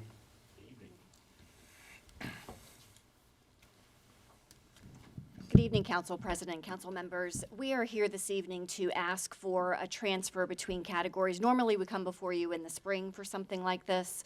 As we see our budget progress through the year, if we have over or under spending and we need to address those items, we bring them forward. We do have a situation, it has been presented to the council, where we are much earlier in the year asking for a transfer because we had to, under the blueprint, had to make a payment to a local partner, and Mr. Clark will walk through the details of that, and we're asking for your approval for that tonight. Thank you. Good evening. As Ms. Judge said, normally we do this in the spring, as some of you know. We call it the intercategory transfer. At the end of the fiscal year, we can't be overspent in any of our 14 state categories. As we worked through the budget process last year, we're dealing with the blueprint, and under Section 5-213, beginning in the current fiscal year 2024, all local school systems were to allocate $62 per K through 12 student for career counseling to grades 6 through 12. So we budgeted those funds initially in state category 103, which is instructional salaries, because we were working with our local workforce management board, Susquehanna Workforce Network, and we thought that was going to be how we were going to spend the funds in order to employ these career counselors for our 6th through 12th grade students. As we got into the summer, we were given guidance by Maryland State Department of Education and the Accountability Implementation Board for the blueprint that those funds really needed to be transferred to our local workforce management board, again, Susquehanna Workforce Network. In order to facilitate that, we can't pay for basically a consultant is really what it boils down to, out of instructional salaries. So we need to transfer those funds to the state category 105, which is other instructional costs, so that we can facilitate getting those funds to Susquehanna Workforce Network. We have an MOU with them, which President Vincenti, we talked about when I met with you a couple weeks ago. Susquehanna Workforce Network is our partner, and also Harford Community College. So it's a joint venture to provide these career counseling services for our 6th through 12th grade students, as well as some other things, field trips and those types of things that will be developed through this current school year, and then this remains in the blueprint for the next 2 school years. So be assured that they will be budgeted in the correct category in FY25. But we would ask that you would approve the transfer of $2,153,398 from instructional salaries, state category 103, to other instructional costs, state category 105. Thank you, Mr. Clerk. Counsel, Mr. Giangiordano. So good evening, Mr. Judge, and good evening, sir. How are you? What happens if it's not spent during the fiscal year? What happens if all those, the hours aren't used, or people aren't using, $63 per student? I can't imagine all those students are gonna go forward and use that. What happens? Does that balance get moved forward? Does it get then added on, or what happens? The answer to that is still in limbo, but our general understanding, and this will be dictated to us by Maryland State Department of Education and the Accountability Implementation Board. We're paying Susquehanna Workforce Network in payments. We will withhold that last payment until we do a reconciliation to make sure that we don't overpay them for services that are provided. And then the state could come back and say, Harford County, send us back whatever the amount that wasn't spent after that reconciliation. Or best case scenario is it would fall to our fund balance. So we would be able to keep the funds which would fall to fund balance, or they could say you need to allocate those funds for FY25 to provide career counseling.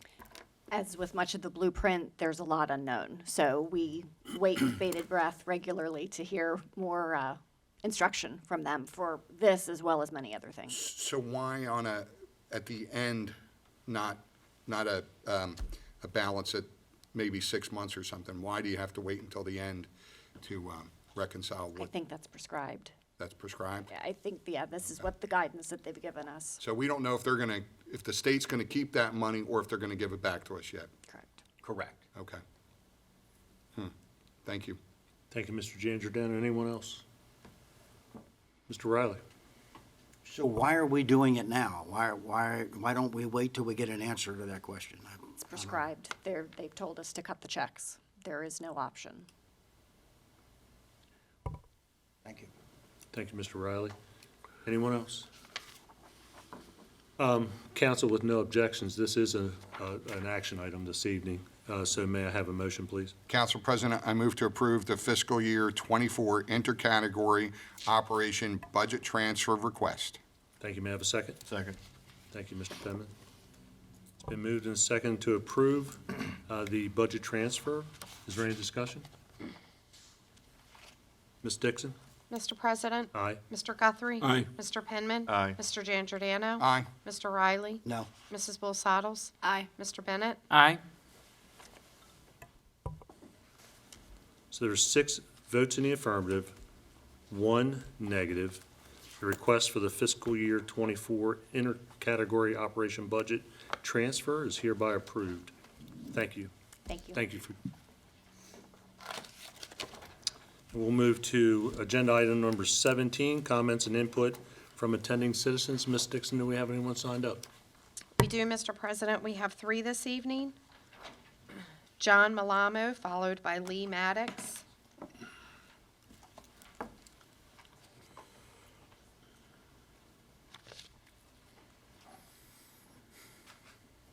Good evening, sir. Name and address, please. Sir, good evening to you and your colleagues. Mr. Guthrie, it's good to see you back on the dais. It's always good to know that people have successfully navigated the medical adventures that are imposed upon them.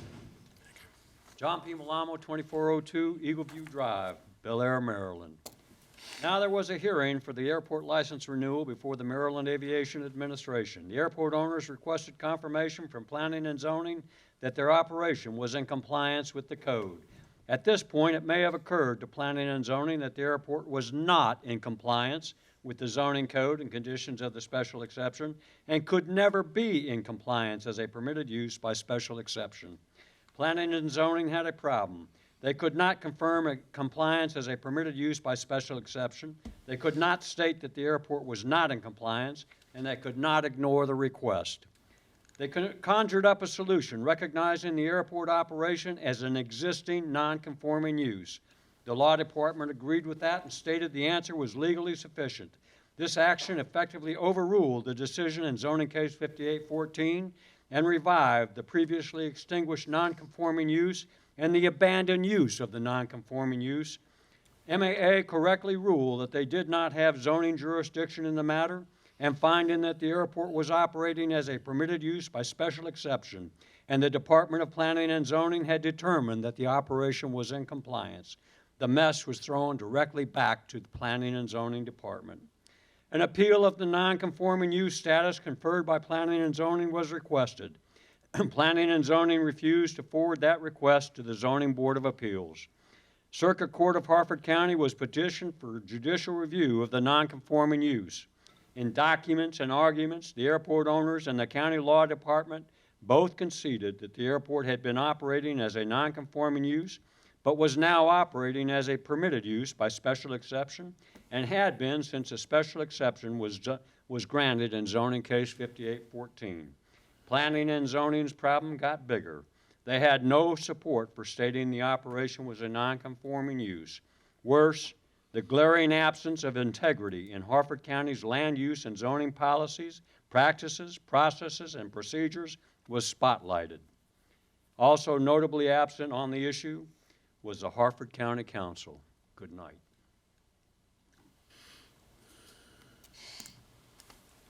Good evening, ma'am. Name and address, please.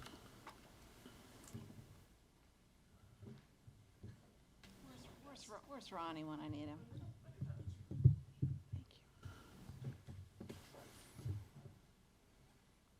Good evening, Mr. President and members of the Harford County Council. Lee Maddox, 1700 Church Point Court, Perryman. For the past 2 years, voices from Perryman have echoed in this chamber, voices laden with concerns about environmental injustices and inequities tearing at the fabric of our community. During this period, we, the residents of Perryman, have pleaded with you for relief. We sought studies on air and water pollution, answers to our crumbling infrastructure, and we raised alarms about the perilous mix of industry with our 17 residential communities. What did we receive? Not solutions, but stress and heartache. We pointed out conflicts of interest involving Mr. Penman and Ms. Boyle-Sottles, only to see these concerns disregarded, their voices casting further shadows over our community.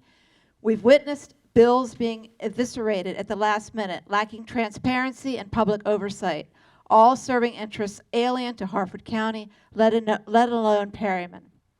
Yes, yet we did not falter. We channeled our desperation for the health and safety of our seniors and our children into action.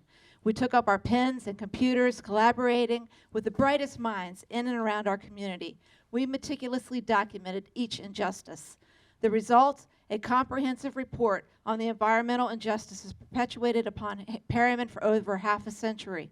This report is an indictment of Harford County's past and current practices, a stark revelation of the urgent need for change and for an end to the ongoing affliction upon our community. Our findings are astounding, unsettling, and deeply saddening.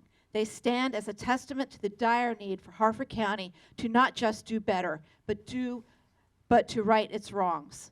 This report, now with the printer, is soon to be shared with our trusted community partners. We are mobilizing a coalition to prevent future inequities and ensure justice in Harford County. You, the council, will soon receive an advance copy of this report. Let me be clear, it is not an invitation for negotiations or empty promises. This is your opportunity to choose where you stand. Will you side with the people of Perryman, or will you align with those who have shown little regard for our well-being? The choice is yours, and it will define how history remembers you. Do you stand for justice, or do you stand on the side of continued neglect and injustice? Our resolve is unwavering. We will release this report to the media and seek an audience for justice with the Maryland Attorney General. Our community's voice will be heard, and our demands for change will no longer be ignored. I extend an invitation not just to the members of this council, but also to everyone watching. Join us in this crucial fight for justice and become part of our coalition by reaching out to us at protectperryman.com. Together, we can make a difference. Together, we can protect Perryman. Thank you for your time this evening. Thank you, ma'am. Ken Shannon.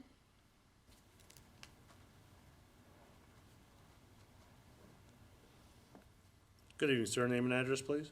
Good evening. Ken Shannon, 2044 Park Beach Drive in Perryman. I'm assuming that we're not able to speak to Resolution 41-23, the Enterprise Zone Tax Credit. That's correct. Well, that resolution got me wondering about what kind of tax burden that property is currently experiencing. I checked the State Department of Assessment and Taxation, SDAT system, and found that the property is assessed at 28% less than its sale price of 2 years ago. For comparison, I also checked other mega warehouses nearby in Perryman. I believe you have a piece of paper that shows these properties. As you can see on the sheet, the assessments for properties sold in the last 5 years, the ones on the first 10 rows, range from 22% below the last sale price to 63% below the last sale price, with an average of assessments being 39% below the sales price. That's highlighted in yellow in the last column. One thing I should note is that after I sent this document, I see that I had accidentally included the Bush River Mobile Home Park, that's row 2, with the rest of the tax slackers. After removing that property and removing one of the properties that sold more than 5 years ago, the average of the assessments came out at 41% below the sales price. And I will send corrected files after this meeting. I contacted various Harford County and state offices to try to find out how assessments are calculated and why these discrepancies exist. I ultimately connected with someone at SDAT who told me that assessments are calculated in 3 different ways: income and expense, recent sales, or construction cost. He said that the assessments should be within 95% of a recent sales price. The reasons why it might not are varied and complicated, such as the impact of income and whether it's a multiple sale. He said that Perryman is currently being assessed. It happens every 3 years and was scheduled to complete around mid-November, with notices sent out by January, and that's when the data in the SDAT system will be updated. Another point of interest on this sheet is the second column that shows owner. 7 of the 9 mega warehouses are owned by companies located in Texas, Ohio, and New Jersey. The other 2 are owned by Maryland companies, but they're not from Harford County. Most of these properties have received enterprise zone tax credits, which seems mind-boggling, given that none of them are taxed in proper proportion to their value. I hope that you'll take time to look over this sheet and the accompanying Excel file, which has more details. And like I said, I will send you updated copies. Please think about how these mega warehouses are responsible for traffic congestion, air and noise pollution with visual blight in Perryman and the surrounding area. But they do not appear to be fiscally responsible to the state of Maryland and Harford County. Thank you. Thank you, sir. There are no more speakers, Mr. President. Thank you, Ms. Dixon. Let's move to agenda number 16, business from council members. I think Mr. Guthrie will go first this evening. All right, thank you, Mr. President. First off, as a point of special privilege, I'd like to thank everyone for all the nice comments and the phone calls and the texts and give me something to do. I laid in the hospital for 4 days when I had this operation. I only bring it up because I just want everybody to be cognizant of what you need to do for your health and what you need to do when certain things happen, and to do tests when there isn't anything wrong with you. And in this instant case, I'm talking about getting a colonoscopy. I've had 3 of them in my lifetime. They started in the 50s. I think now they want to back it up to actually start them when you're 45. So you should really listen to that and start that process. I've known a number of people over the years who ignored that process, and unfortunately, we've lost some of them. And one of them was my daughter, our youngest child, 52 years old, died because she didn't get a colonoscopy in time. When it came, she found out she was stage 4 in February, and by the day before Thanksgiving in 2019, she passed away. Difficult every Thanksgiving. But I bring it up because I've had 3 of them in my lifetime. Started in the 50s. They were all clean, no polyps in the first one, none in the second one. Actually, none in the third one, which was this past August, but it was a little later because of the COVID and everything. A lot of things weren't done in 2020. So it didn't have any of the polyps you're talking about in there, but it had a mass in there. According to the doctor, he told me that the mass inside the colon was like a piece of rug up against inside the colon that would grow in time.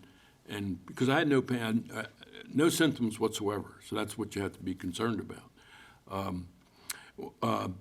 They said they'd have to go in there and take it out because they couldn't take it out through the colonoscopy, and they hoped they could take it out with a normal operation. So anyway, when I went in the hospital, well, I was here at this council meeting on the 15th, and I went in the hospital the very next day. I tried to time it so there'll be a 28-day period between then and this meeting, so I could have an excuse to get myself healthy as possible to come here and be at this meeting, because I did not want to miss this meeting. So anyway, they operated me on the 16th and took out about 8 inches of my colon. And they took about 2 inches on both sides of my colon because they wanted to get the whole mass. So they got it out. Of course, they got to send that to a biopsy. So normally, that kind of stuff, the biopsy takes about 5 days. Well, in this situation, it's funny in our family, everything happens around Thanksgiving.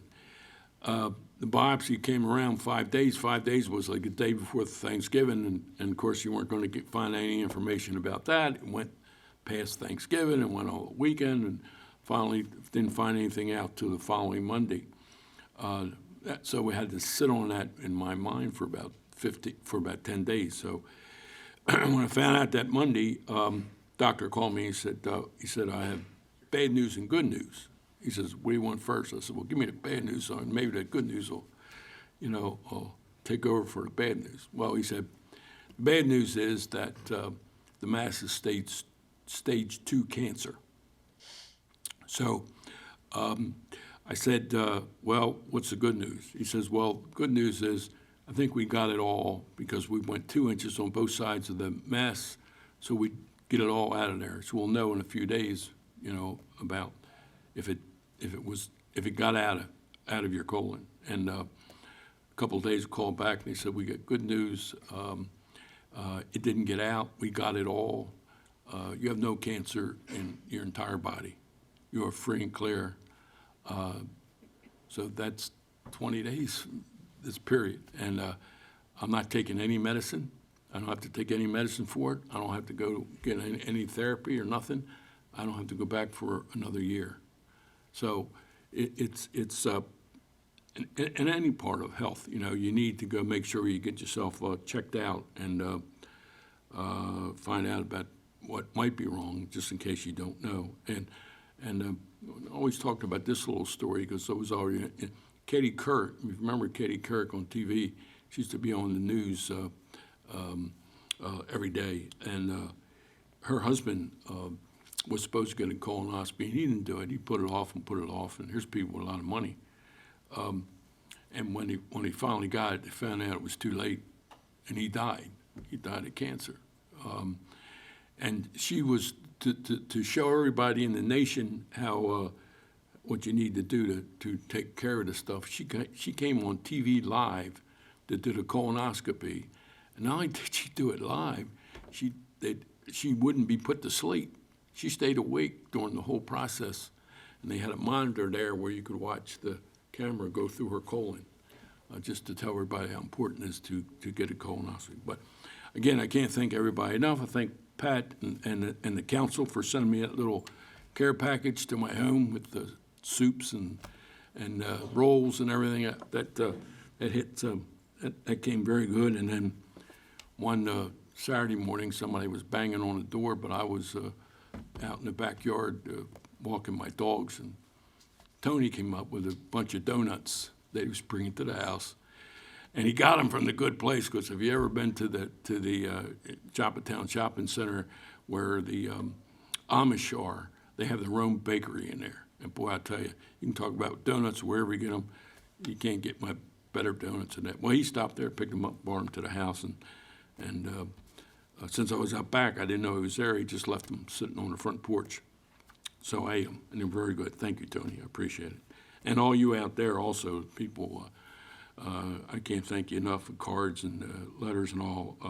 But the best thing is that I get a little tired. I'm not quite 100% because they said it would take 4 to 6 weeks to get all my strength back. But this was a meeting I didn't want to miss because of the hotel tax, and so it worked out fine.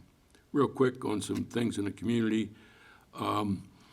Mariner Point Park, right now, people are asking me what's going on over there. Well, Mariner Point Park, meeting with the administration earlier this year about some of the roads in there, and they needed repair and all, so they waited till the fall, and they're replacing all the roads in Mariner Point Park, all the parking areas and the roads going into Mariner Point Park.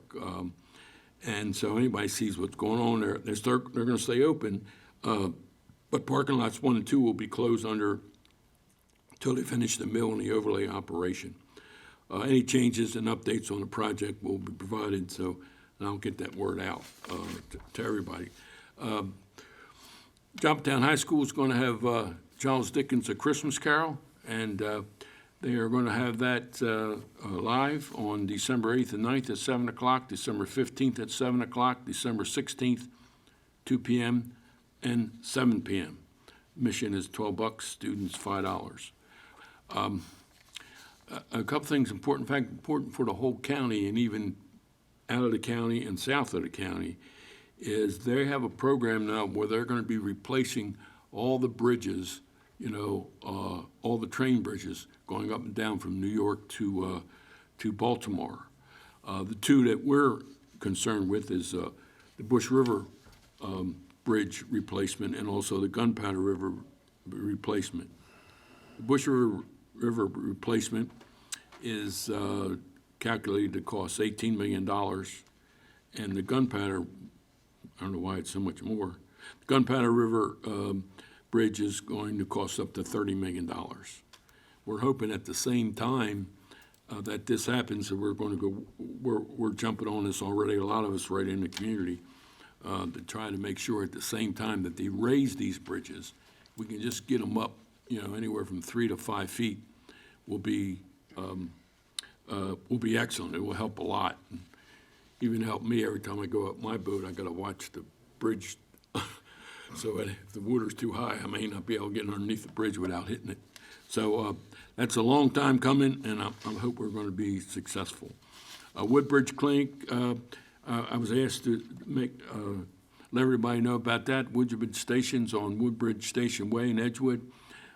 Their clinic hours are 10 to 2, and to schedule an appointment, you can call at 443-643-2237. And let's see, I don't think I have anything else.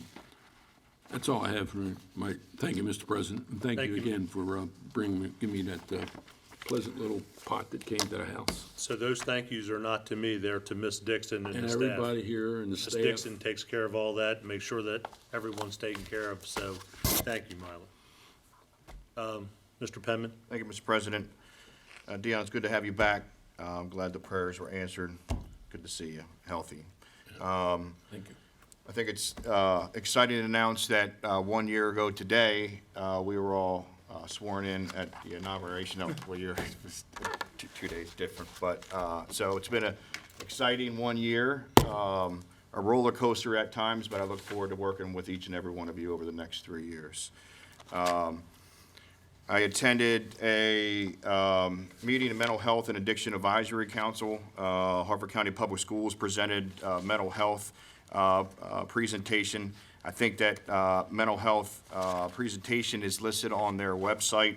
They have a youth survey, mental health youth survey that they did, which is pretty interesting. I think if you're interested in looking at that and kind of seeing what the kids are struggling with mentally, with their mental health, it's kind of eye-opening. So take a look at that. And also, we have Mako coming up. We're leaving, some of us are leaving right after this. I look forward to learning what updates the state has and bringing it back here to the county. That's all I have, Mr. President. Thank you, Mr. Penman. Mr. Giangiordano? Thank you, Council President. And Dion, I am so glad you're back. I missed those long statements that you had, so it was quite peaceful here for a while.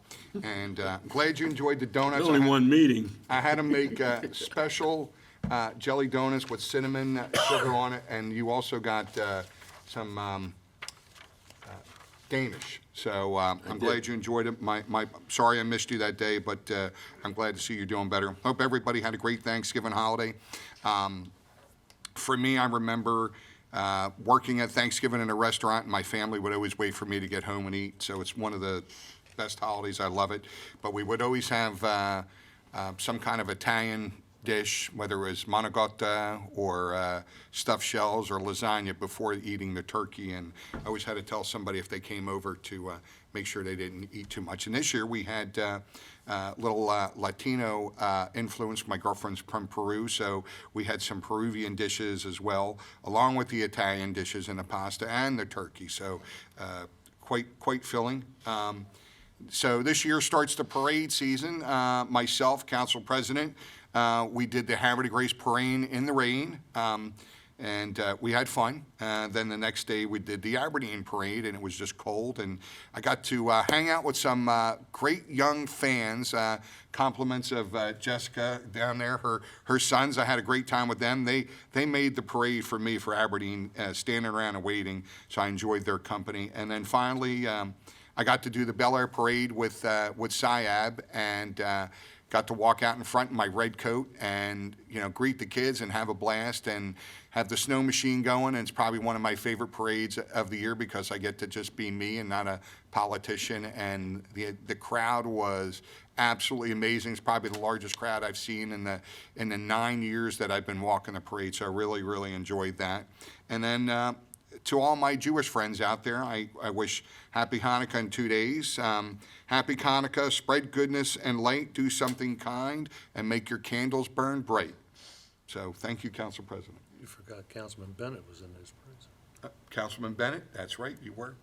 At both. I almost ran you over at the Havre Grace Parade. Well, I bounced back like a bumble. Thank you, Mr. Giangiordano. Mr. Riley?